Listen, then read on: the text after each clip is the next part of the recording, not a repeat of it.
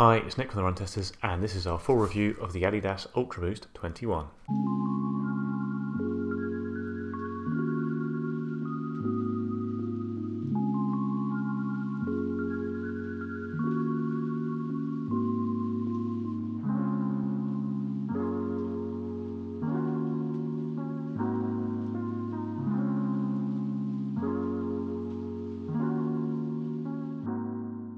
So, diving into the design of the shoe, we'll start on the upper, which is this booty design, which has been used in the UltraBoost for quite a while now.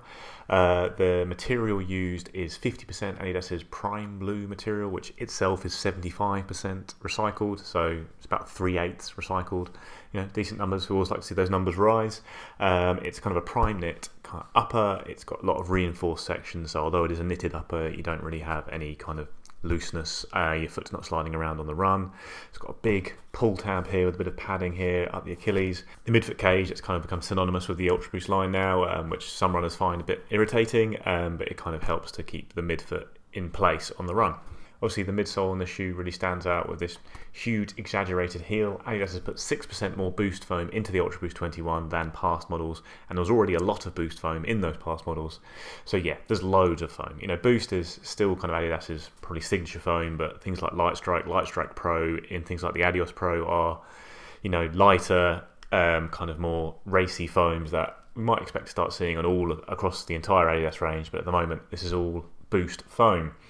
And, that's not necessarily a terribly bad thing. It's quite a heavy foam, but it has been comfortable, durable, reasonably bouncy in the past. Obviously, with the extra foam here, the shoe has become heavier. This shoe weighs 361 grams in my UK 9. The previous model weighed 346 grams, and that weight's kind of been creeping up. To kind of counter the weight here and the kind of big exaggerated heel, Adidas has got a bit of a rocker going on, and this linear energy push system on the bottom, which is like kind of a torsion system, actually a shank that's right on the bottom here of the shoe, which is designed to get you through your foot strike and kind of add some pep to your step off your toes there to try and mean that this isn't too clunky a shoe despite all that weight. There's a heel counter on the back of the shoe here to increase the stability. In general, this is a pretty stable shoe. It's got quite a wide base, and boost foam is reasonably firm. So despite the high stack, it's not really an unstable shoe. The outsole has changed a bit from the kind of classic waffle design of the past UltraBoosts. It's still got continental rubber. There's some crystal rubber here. It still looks hard wearing. It's gripped very well for me. So the outsole's not really a problem. It's a really solid, durable, good traction outsole. The stack height at the back here is 30.5 millimeters, and it's 20.5 at the forefoot, so you've got a 10 millimeter drop from heel to toe. And the price is £160 in the UK or $180 in the US, so it's reasonably expensive. In terms of the fit of the shoe, it's true to size for me. I've been true to size in kind of all the UltraBoosts, and that's the same here. It's got that kind of snug sock style upper. You want it to be, I think, a little bit not tight, but certainly snug when you first put it on. There's a bit of giving it over time, but yeah, it's true to size. My very first run in the UltraBoost, I took it out for kind of 90 minutes, easy run, about 22k. We've got a first run video up, and actually I was pretty positive about the shoe at that point. Basically, I was really surprised that I didn't feel the weight too badly on that run. It felt comfortable, it gripped well on a snowy run, and yeah, pretty much enjoyed that run. Fortunately, the reason we do full reviews instead of just first run reviews and put a lot of miles in is that your opinion can change, and that pretty much was the high point of my experience with the UltraBoost 21. Basically, I think I've liked it a little bit less every run since. And a lot of that just comes down to kind of how heavy and kind of clunky it is. It is a bit of a clunker. As soon as you move beyond any kind of easy pace to even steady running, you start to feel the weight, and certainly the longer you try and hold even a steady pace for, the more noticeable the weight becomes. I've done 80k in the shoe now, kind of mix of easy runs, some progression runs, just going from easy to steady pace, one kind of speed session, and a few strides in it as well. And yeah, like I say, it's a shoe that's really only built for easy running, but even there are some problems that we'll come on to. We'll start with just moving beyond very easy pace. If the weight just starts to tell, there is the linear system here, and it does provide a reasonable kind of roll through the foot strike. There is a bit of snap to the toe off, but at the end of the day, you're carrying this kind of big wedge of foam at the back here, and it just adds too much weight if you're trying to hold a steady pace for longer than a few minutes, or try and do any kind of speed work. I am a heel striker, and I'm sure this is designed to help heel strikers, but I don't enjoy it, and I'm sure anyone who lands on the mid or the forefoot really wouldn't enjoy having that on the back of the shoe there.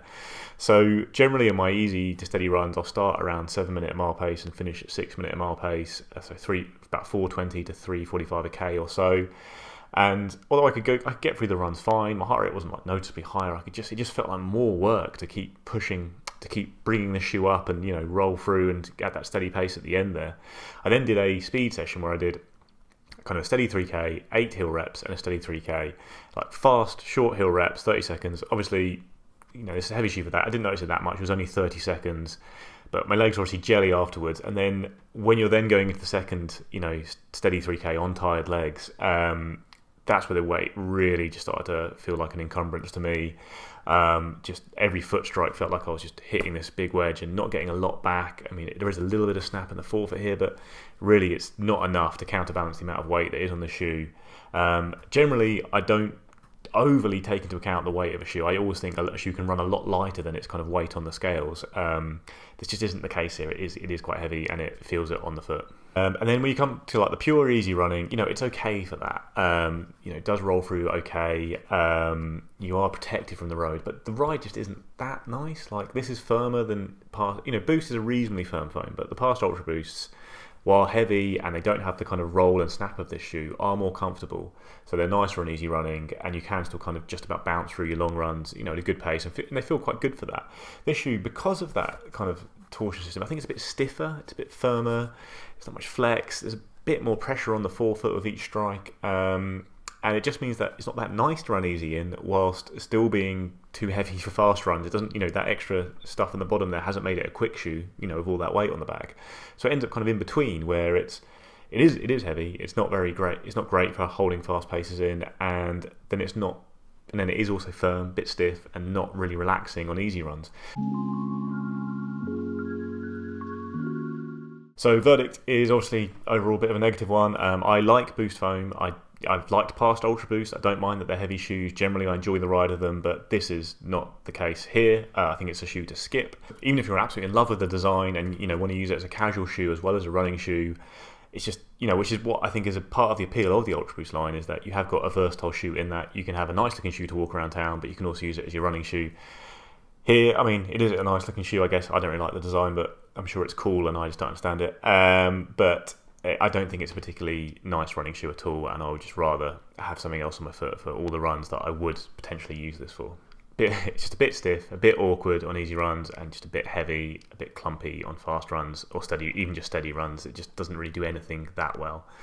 The plus points you'll have here is that it is going to be very durable. It is still an UltraBoost shoe, and there's all that foam there. It will last forever. So if you do enjoy running in it, then good news, you can do it probably for 1,000 miles or more. But you are going to pay quite a lot for it. It's £160, obviously. I'd say within Adidas's own line, previous versions of the UltraBoost are similar to this, but they don't have as much speed as this, but there's still not much speed in this, and they are more comfortable on easy runs. That's the UB19 and 20, and actually I prefer the even older versions just because the design was better in my opinion. And then actually Boost foam is available on a lot of Adidas shoes. Look at things like the Solar Boost, the Solar Drive. They're much cheaper. They're pretty much just as durable. They're much better running shoes, I think. They're more comfortable all-rounders that are actually better at pace and for easy runs, I think.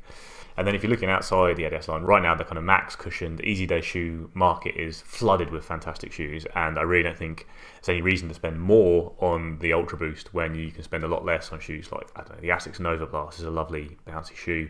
Nike's React Infinity Run shoe is a very smooth, very durable, comfortable easy day cruiser. Saucony Endorphin Shift, similar on that front. It's got a big stack, kind of rolling design. Brooks's Glycerin shoes are just pure comfort, fantastic easy day, recovery day shoes. There's new Nike Invincible, another very soft, bouncy recovery day shoe. That's the same price as the UltraBoost, but a much more enjoyable ride. There's loads of them. Nike's Pegasus is much cheaper, better all-round shoe. There's just lots going on here. That means I wouldn't be spending the money on the UltraBoost, even within Adidas's line or looking around at other shoes.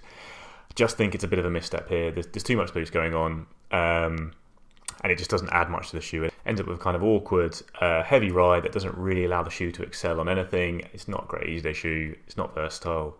Yeah, it's unfortunately, I think, one to avoid in general.